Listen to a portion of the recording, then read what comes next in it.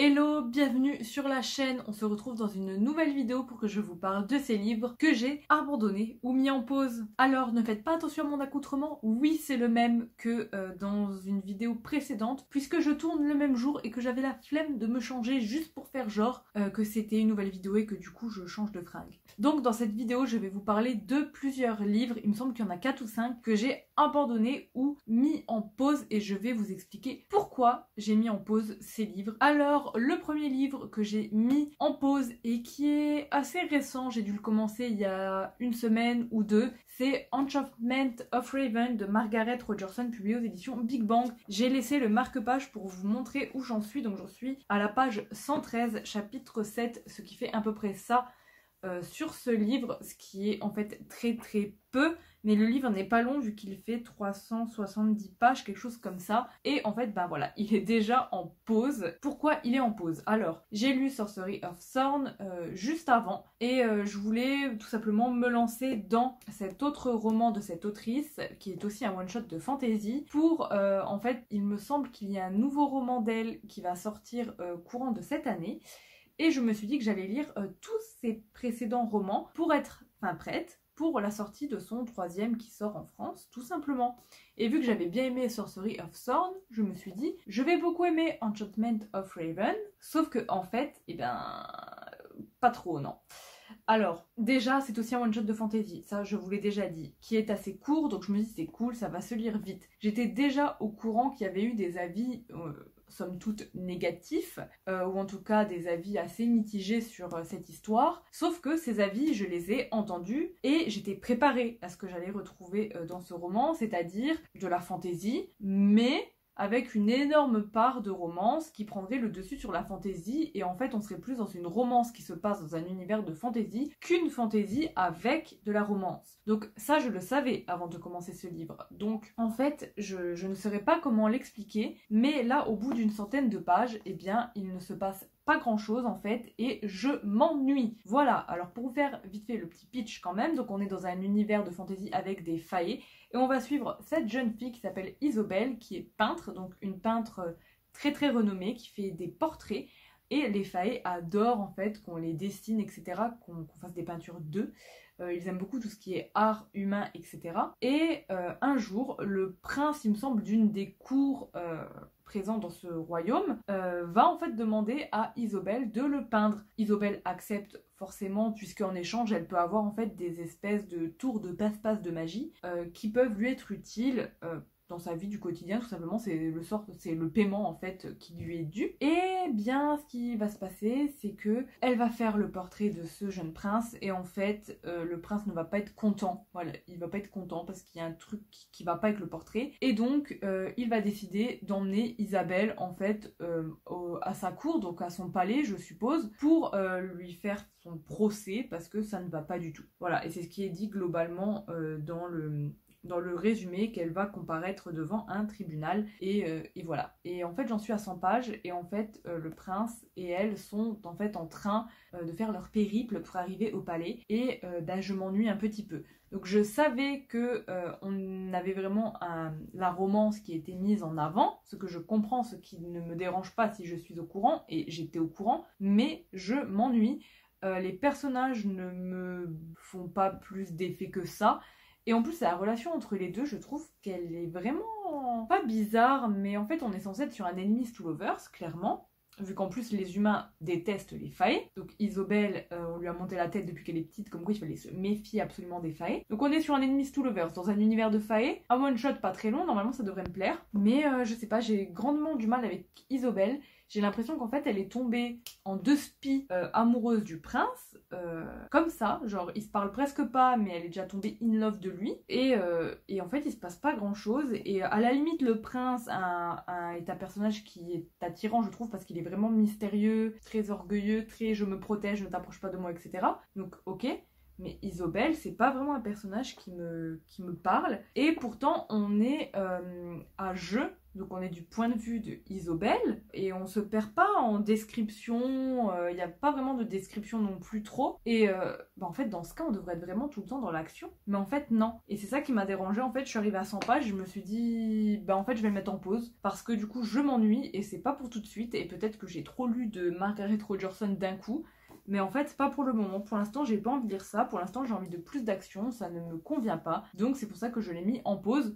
Mais je pense que je le reprendrai pour le finir parce que de 1 il est pas très très long et que je me demande quand même comment ça va finir, même si vu qu'on est vraiment dans une romance un petit peu enemies to lovers, dans un monde de fantasy, on se doute un petit peu de la fin, voilà. Pour l'instant je suis assez mitigée, ça ne le fait pas trop avec moi et pourtant je pensais que malgré les avis un peu mitigés j'allais quand même plus aimer que ça. Maintenant je vous parle d'un autre livre, The Wicked Deep de Shia Earnshaw aux éditions Rajo. Donc comme vous pouvez le voir, il y a aussi le marque-page dedans. Sauf que là, je n'ai lu que 64 pages et je me suis arrêtée au chapitre 4. Il y a eu énormément d'avis positifs, mais vraiment beaucoup d'avis positifs sur cette autrice et ce roman en particulier. Donc on est sur une malédiction en fait, donc on est sur une île et en fait, il y a près de 2 siècles, 3 jeunes femmes en fait se sont fait...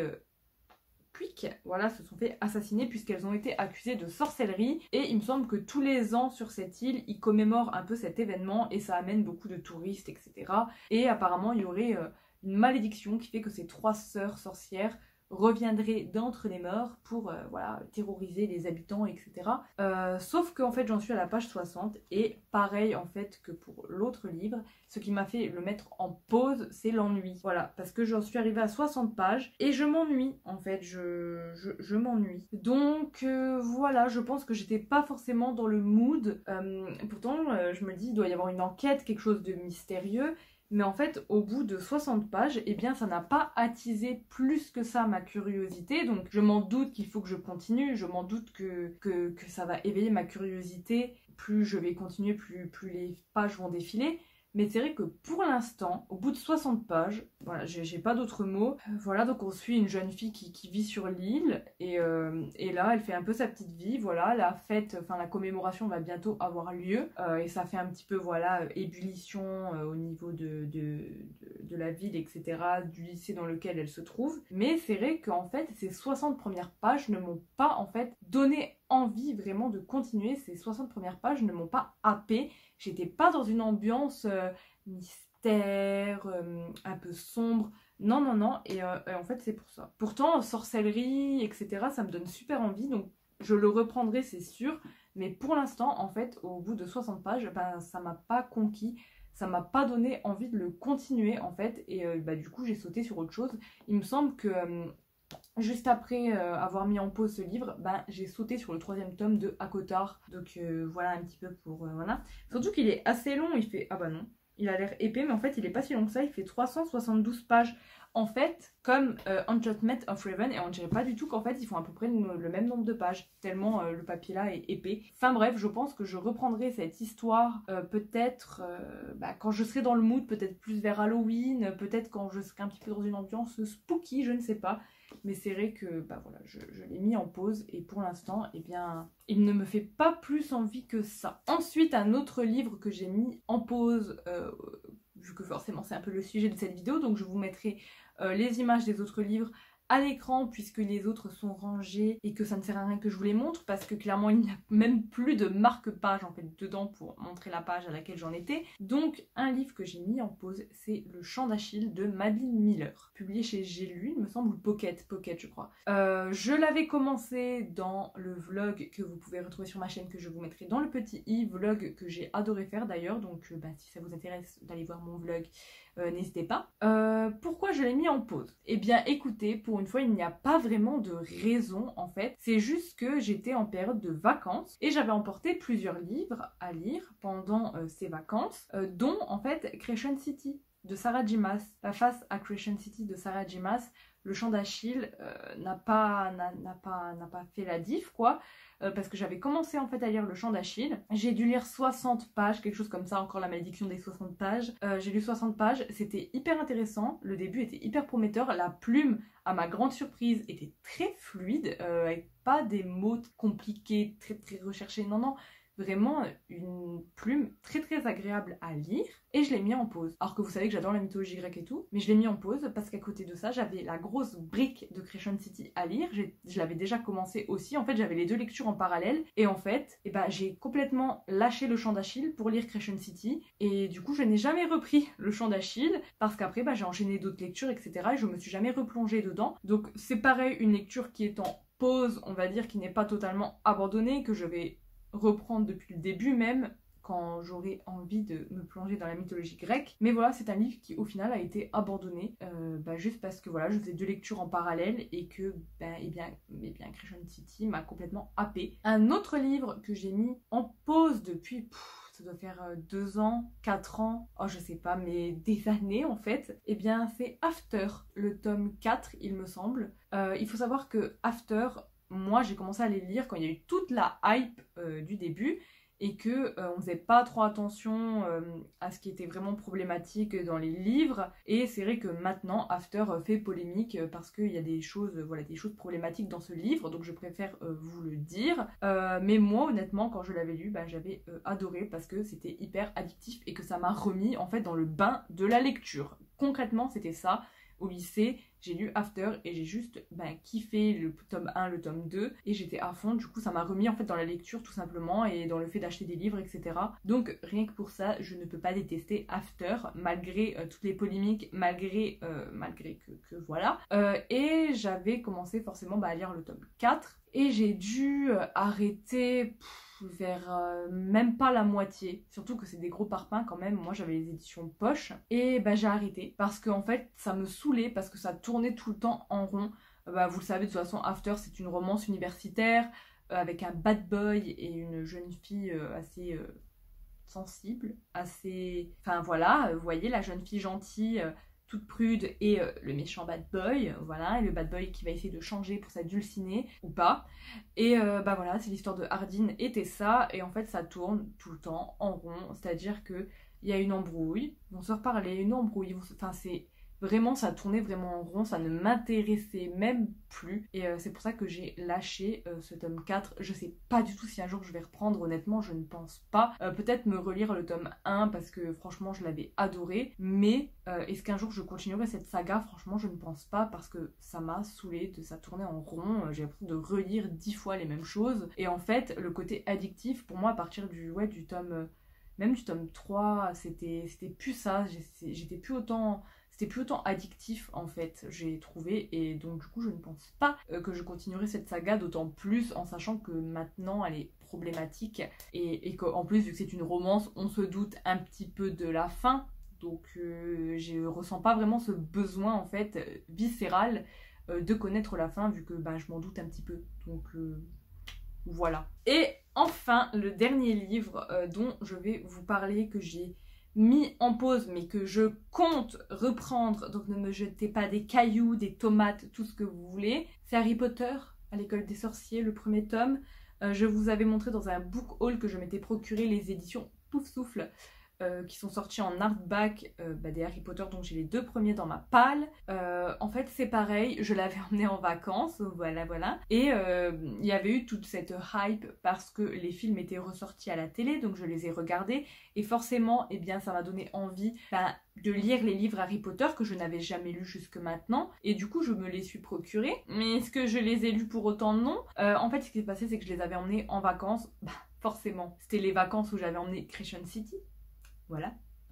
Et j'avais emmené le tome 1 de Harry Potter, donc Harry Potter à l'école des sorciers. Et j'avais commencé à lire, je crois que j'avais lu 3 chapitres. J'avais bien aimé honnêtement, voilà. Et j'avais trop envie de lire Harry Potter parce que les films étaient repassés à la télé et que j'étais vraiment dans le mood, je vous jure, vraiment dans le mood Harry Potter, tout ça. Et je me suis dit, vas-y, c'est le moment de lire les livres.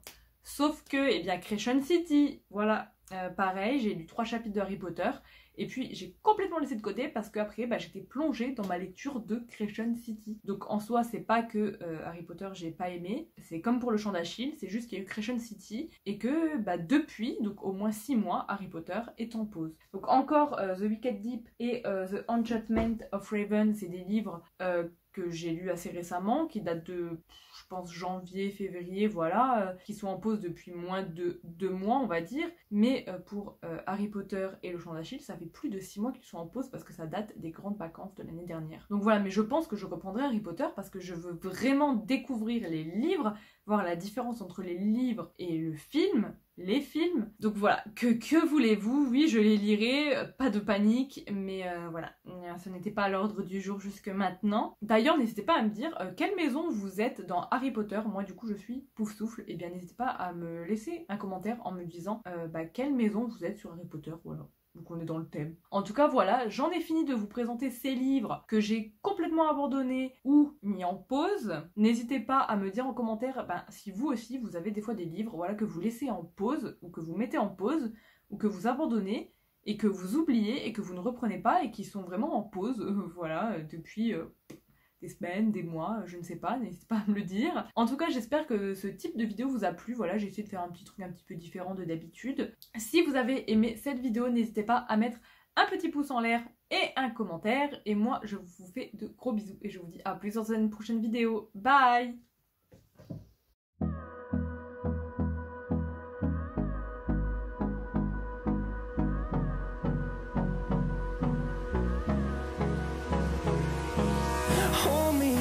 Till I get up, time is barely